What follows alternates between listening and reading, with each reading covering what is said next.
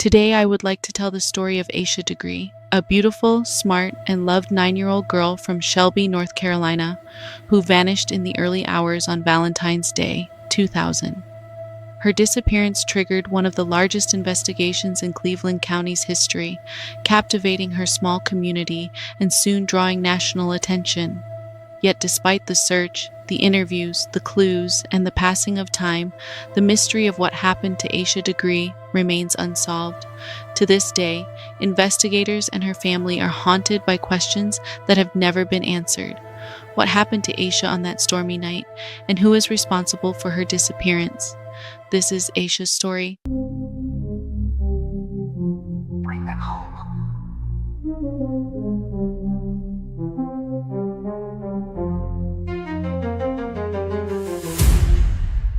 Telling the stories of the missing and recognizing the pain of unanswered questions is never easy, but when the victim is a child, the pain feels sharper, the mystery even more haunting. Aisha Jakila Degree was born on August 5, 1990.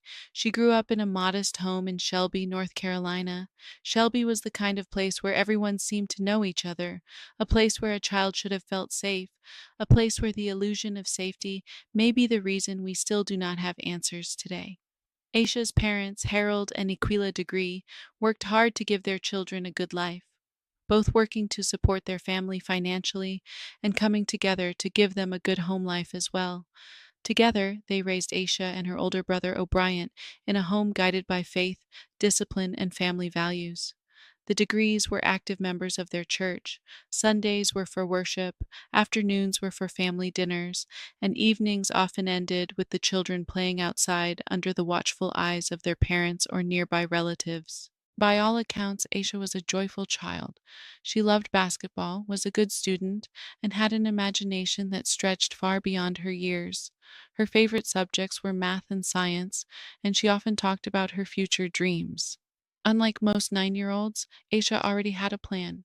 She wanted to attend Winston-Salem University, study science, and become both a writer and an illustrator. Her teachers at Falston Elementary adored her. She was in the 4th grade. Friends described her as shy but kind, reserved yet thoughtful. On the basketball court, however, she came alive, playing with a determination that set her apart. Her parents were protective. They carefully monitored what their children watched on television. There was no computer in the home, as they worried about the dangers of predators online, even in the early days of the internet. When Aisha and her brother played outside, they were never allowed to go far. After school, they walked home together and stayed inside until their parents returned from work. To everyone who knew her, Aisha was responsible, grounded, and safe, which makes what happened on that February night so incomprehensible. The weekend before, Friday, February 11th, 2000, was a teacher workday, so school was closed. Aisha and O'Brien spent the day at their aunt's house while their parents worked. That evening, both children had basketball games. Aisha's game was first. Her team, undefeated all season, suffered their first loss that night. Aisha had fouled out and she was upset, visibly shaken by the defeat.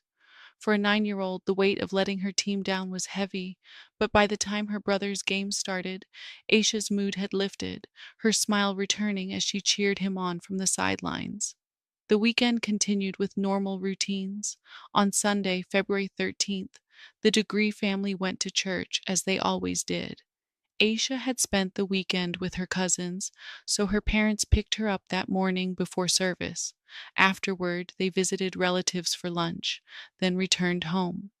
It was a quiet Sunday evening, filled with the ordinary rhythms of family life. But outside, the skies were beginning to darken as if a storm was rolling in. By 6:30 p.m., rain began. Exhausted from her weekend, Aisha lay down for a nap. The sound of thunder woke her later, and by 8:30 she had joined her mother and brother in the den to watch television. Harold was working late that night. For now, it was just Aquila, Aisha, and O'Brien at home. At around 9 p.m., the storm caused a car to crash into a utility pole nearby. The Degrees, along with much of their neighborhood, lost power. The house was plunged into darkness. Candles were lit, and a kerosene heater glowed faintly in the room. Across the street, Aisha's aunt and cousins came over, gathering with them in the candle light to wait out the blackout. By 9:30, the children were told to go to bed. Outside, the storm raged on. The power returned at 12:30 a.m. Not long after, Harold came home from his shift. Before going to bed at 2:30 a.m., he peeked into his children's room. Both Aisha and O'Brien were asleep. Some time later, O'Brien woke briefly as Aisha got up as he suspected to use the bathroom. He heard the creak of her bed as she climbed back under the covers. He drifted back to sleep. But sometime after that, in the early hours of February 14th, 2000, Aisha slipped quietly out of her bed, gathered some of her belongings, and disappeared into the storm. Around 6 a.m., Iquia went to wake her children for school. O'Brien was still fast asleep, but Aisha's bed was empty. Panic erupted instantly. The family searched the house, the yard, and the neighborhood. They called nearby relatives. No one had seen her. By 6:30, they dialed 911. Police arrived before 7 a.m. and began an immediate search of the home and surrounding area. They found no signs of forced entry, no evidence of an intruder, no struggle. The only things missing were Aisha's sneakers, her book bag, and a small Tweety Bird purse her teacher had given her from their class prize box. What would compel a 9-year-old child to leave her house in the middle of the night, in the middle of a storm? The question still lingers. Within hours, the largest search in Cleveland County's history was underway. Law enforcement combed the woods and fields surrounding the Degree home. Volunteers from across the community poured in, forming search parties that trudged through mud and brambles, scanning ditches and abandoned buildings. The storm had made conditions brutal. The ground was soaked, the woods were thick, and the rain made it difficult for search dogs to pick up a scent. Still, hope fueled their determination. Flyers with Aisha's photo were printed and distributed throughout town. Missing posters went up in store windows. News of her disappearance spread across Shelby, then across North Carolina. The story of the little girl who vanished into the night was everywhere. In the days that followed, investigators began receiving reports from potential witnesses. A truck driver told the Charlotte Observer he had seen a young girl walking along Highway 18 around 4 a.m. that morning. She was wearing a white dress and tennis shoes and carried a book bag. Her hair was pulled into pigtails. "I turned my truck around," he said, "because I was concerned. But she never looked up at me. She looked like she knew where she was going." Another driver reported seeing someone matching Aisha's description walking along the same highway, wearing light-colored clothing. At the time, he assumed it was an adult woman. It wasn't until later, when he heard the news, that he realized the truth. Both sightings were reported after Aisha was declared missing. Neither man had called police in the moment. Still, investigators now believed Aisha had indeed left the house on her own. The question was, why? And where was she going? The day after her disappearance, a family discovered several items inside a nearby shed. Among them were candy wrappers, a Mickey Mouse hair bow, a pencil, a pen, and a photograph of an unidentified young black girl who some say resembled Aisha. When police collected the items, Aisha's parents confirmed some of them belonged to her.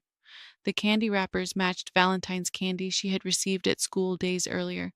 The hair bow and pen were souvenirs from a family vacation. Had Aisha taken shelter in the shed during the storm? Was she alone when she was there? Search dogs were brought in, but with the storm he sent was likely washed away. The shed only deepened the mystery. This is where the theories begin. With no evidence of forced entry and no immediate sign of abduction, investigators considered whether Aisha had run away. It seemed unthinkable. She had no known issues at home or at school. Friends and family described her as happy and well adjusted. There was no clear reason for her to leave. Still, the fact remained. She had packed her belongings, left her home voluntarily, and was seen walking down the highway alone. But if she had run away, what happened next? 18 months after Asha's disappearance, a chilling discovery was made. In August 2001, 26 miles north of Shelby, construction workers found a backpack buried inside a plastic bag along Highway 18. It was confirmed to be Aisha's. Inside were clothing, her basketball uniform, her house key, family photographs, and a library book that did not belong to her. Among the items was also a t-shirt, a New Kids on the Block nightshirt, which her family insisted was not hers. The discovery raised even more questions. Who had buried the bag, and why were items inside that Asha had never owned? The FBI soon became heavily involved in the investigation. Their resources and expertise reignited hope, but still no clear answers surfaced. Agents interviewed family, friends, teachers, and neighbors, trying to piece together a timeline of Aisha's life. They found no evidence of abuse, neglect, or turmoil in the home, nothing to suggest why she would have left on her own. Yet the discovery of the backpack seemed to point toward foul play. Someone had buried it deliberately, someone who knew where she had gone. Years passed, searches slowed, media attention faded, but the Degree family never gave up. Then, in 2015, a witness came forward with startling information. They claimed they had seen Aisha climb into a dark green 1970s Lincoln Continental along Highway 18 in the early hours of February 14th. It was strange that this tip came in years later, but if true, it confirmed what many had long feared. Aisha had encountered someone that night, someone who lured her, coerced her, or forced her into their car. But the lead went cold. No one ever came forward with the vehicle. No new evidence was uncovered, and the question remained. Why would Aisha leave her home in the first place? Was she meeting someone? Did she plan to return? Or was she tricked by someone she trusted? The shed items, the buried backpack, and the sightings along Highway 18 paint a disturbing picture. A 9-year-old girl, alone in the rain, vanishing into the darkness. Theories range from abduction to family involvement to the possibility of Aisha being lured by someone who had gained her trust, but none have ever been proven. The legacy of a mystery. Over the years, Aisha's story has faded from national headlines, but in Shelby, her absence is still felt. Her case has been featured on America's Most Wanted, on national talk shows, and in countless articles, yet still there are no definitive answers. Age progression photos show what she might look like today. Billboards with her face continue to stand watch along highways. The FBI has increased the reward for information to $45,000. Her family has never stopped searching. For them, hope is the only option. Then came a break in the case. In September 2024, a man came forward to Cleveland County PD with information that was not on the police's radar, an alleged confession. This man said that in 2009, a woman made a drunken confession to him at a party. While intoxicated, emotional, and sobbing, she confessed to killing Asha Degree. Lizzie Grace Dedman Foster was 16 when Degree went missing. In the mid-2000s, with Lizzie and her younger sister, Sarah went to a house party where this confession took place. The man reportedly passed a polygraph test regarding his statements to police. Lizzie initially refused to speak to investigators, but she did take a polygraph test. According to the Shelby Star, the test determined she was being deceptive about concealing information in Degree's case. But unknown to her, the police had already submitted for a warrant to her iCloud account, where police were able to uncover texts from years prior, texts allegedly confessing to the murder. As of now, a year later, September 2025, no new evidence has been reported and no arrests made.